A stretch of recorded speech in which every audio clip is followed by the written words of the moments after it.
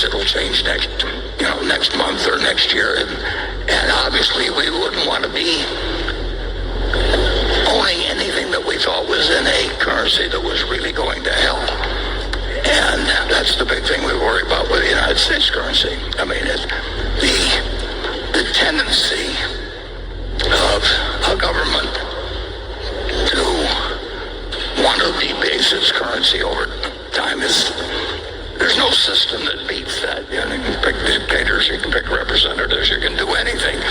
But the people, there will be a push toward weaker currencies, and of course that is, I mentioned very briefly in the annual report that the fiscal policy is what scares me in the United States, because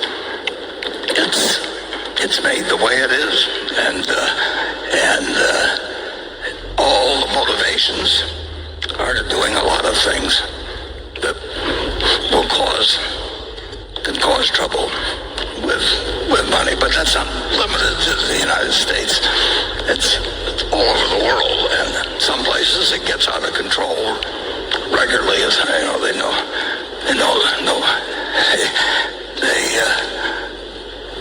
they devalue at rates that are breathtaking, and that's continued. I mean, and people can study economics, and you can have all kinds of arrangements, but in the end, if you've got people that control the currency,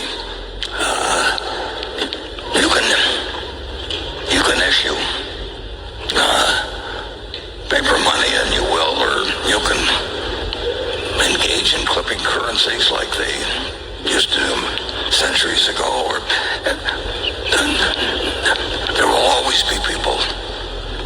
It's the nature of their job. I'm not singling them out as particularly evil or anything like that, but the natural course of government is to make the currency worth less over time, and that's got important consequences, and it's very hard to build checks and balances into the system to keep that from happening. And we've had a lot of fun here in the last either the first 100 days or the last 100 days, whatever you want to call it, watching what happens when people try to make sure that they aren't running fiscal risks. And that game isn't over, and it never will be over, in finality. If